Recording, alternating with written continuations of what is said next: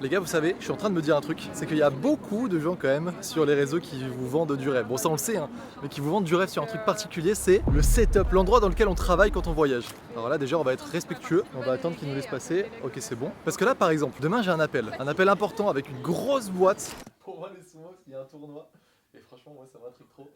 Et après, pour placer plein de copywriters de l'académie. Cet appel, je pourrais vous le vendre en mode je vais le faire dans un petit parc à Tokyo, etc. En plus là on va justement à un parc de Tokyo, je vais vous montrer après. Bien sûr qu'on va être super bien posé. En plus là voilà on est en train de parler, tout ça, on a rencontré Louis et sa copine, on les a retrouvés.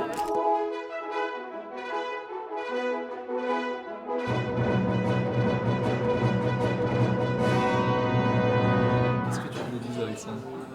On est où là? J'ai commandé une salade, parce que j'avais encore faim, et que j'avais envie de frais, et que j'ai peur parce que j'aurais dû prendre un autre avocado toast. Peut-être. Est-ce que ça intéresse les gens? J'en suis pas sûr. On va se poser, c'est génial. Mais c'est bien pour parler, pour papoter. C'est pas bien pour travailler. Demain, je vais travailler, je vais faire l'appel dans la chambre d'hôtel ou dans une salle de conférence ou dans un coworking, un bureau privé que j'aurais loué. Bon là, j'avais juste envie de le partager parce que je trouve que franchement, quand tu vois les pubs sur les réseaux, t'as les mecs qui sont là sur la plage, t'as l'impression que c'est parfait, que c'est l'endroit idéal, alors qu'en vrai, il fait chaud, tu vois rien sur l'écran.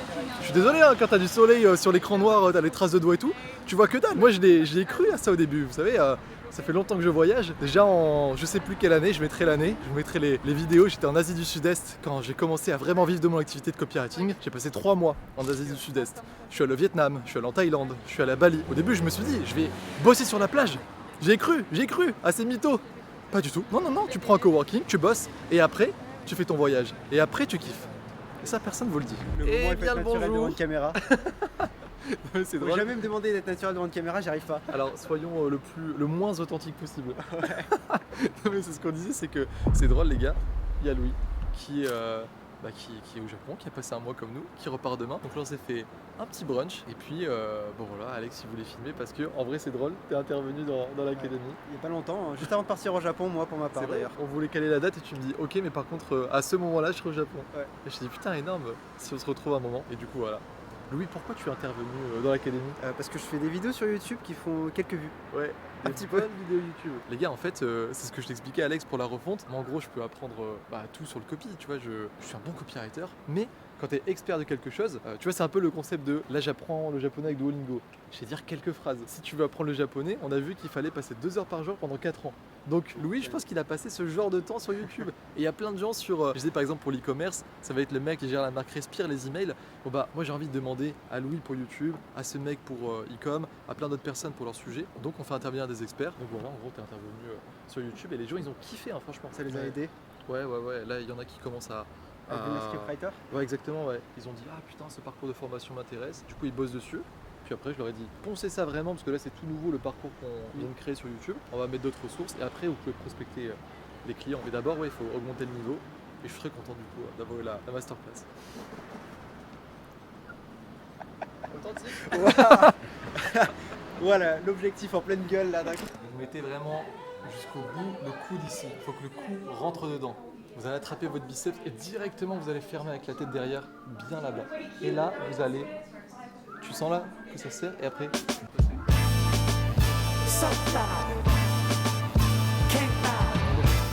Et en parlant de voyage, outre le fait que la plupart des influenceurs vont vous dire que voilà c'est cool de travailler depuis la plage, etc. et qu'on sait que c'est pas vrai, bah ils vont aussi essayer de vous vendre le rêve justement de ne faire que voyager. Très joli Porsche. Très joli Porsche. Il y a plein de belles voitures ici.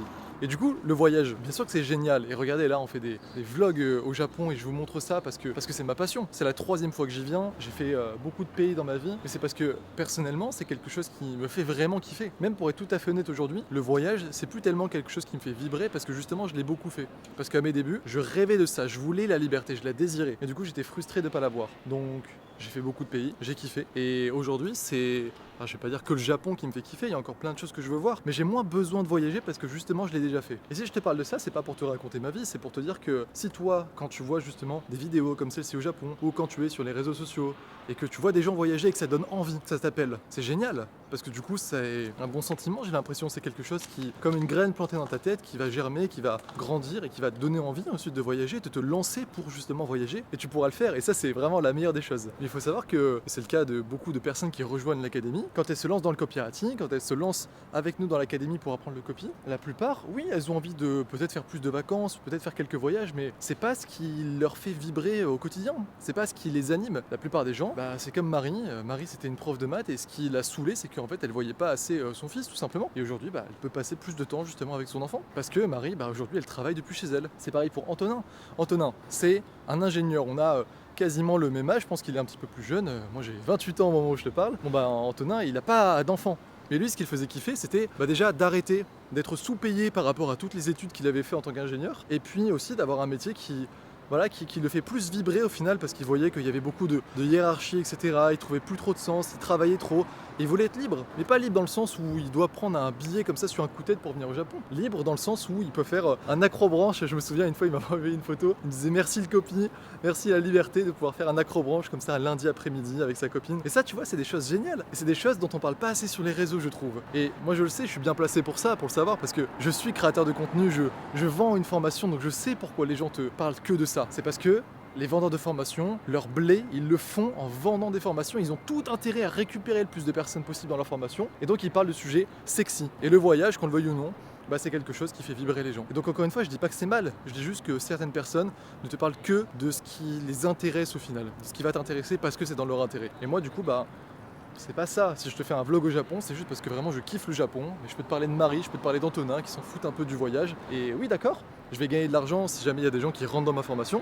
Je m'en cache pas. Mais mon business avant tout, c'est de mettre en relation des personnes qui viennent pour une raison qui leur est propre, qui deviennent du coup copywriters et des bons copywriters parce que justement ils savent pourquoi ils doivent apprendre le copywriting et qu'ensuite je mets en relation avec des entreprises qui justement va les embaucher, donc notre fameux réseau secret. D'ailleurs, comme je te l'ai dit, demain il y a un appel important avec une grosse boîte qui veut nous prendre beaucoup de copywriters. On est en train de placer, en plus de la refonte, en plus du réseau secret, des gens qui m'envoient sur WhatsApp toutes les semaines: Théo, est-ce que tu n'aurais pas un copywriter? On est en train de développer des partenariats pour justement que des copywriters de l'académie puissent être placés de manière régulière dans des grosses boîtes et avec des beaux contrats en plus. Ça, c'est quelque chose qui m'importe aussi. Je veux pas juste que quand tu rentres dans l'académie, tu gagnes 1000 euros, 3000 euros, 5000 euros super une fois et après pendant 2 mois c'est le calme plat et après ça refait. Je veux pas de revenus en dents de scie. Je veux vraiment que tu puisses vivre de ton activité à 100% de manière stable et pérenne. Même Franck, c'est quelqu'un dont je parle souvent aussi dans les vidéos. Franck, il était chauffeur routier. Lui, il s'est pas lancé parce qu'il voulait voyager. Je sais même pas si depuis il a fait un voyage. Est-ce qu'il est allé en Thaïlande? Est-ce qu'il est allé à Bali? Est-ce qu'il est allé au Mexique? Franck,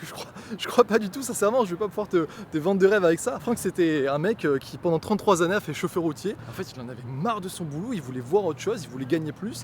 Et c'est ça que je te dis, c'est que c'est pas le voyage qui le faisait vibrer. C'était la liberté de tous les jours.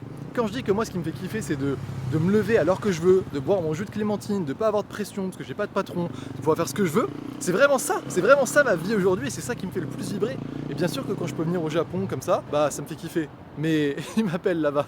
Et du coup, le plus important pour moi, c'est vraiment d'avoir la liberté au ququotidien et la plupart des gens qui rentrent dans l'académie, c'est exactement la même chose. Et Franck, tu vois, je sais que lui, il kiffe la marche nordique. Le fait qu'il puisse faire souvent de la marche nordique, le fait qu'il ait un boulot aujourd'hui qui soit plus confortable, qu'il puisse avoir plus de tranquillité d'esprit, et comme tous ceux qui nous rejoignent aujourd'hui, parce que c'est ce qu'ils désirent, je trouve ça beau. Et c'est pour ça que je voulais t'en parler.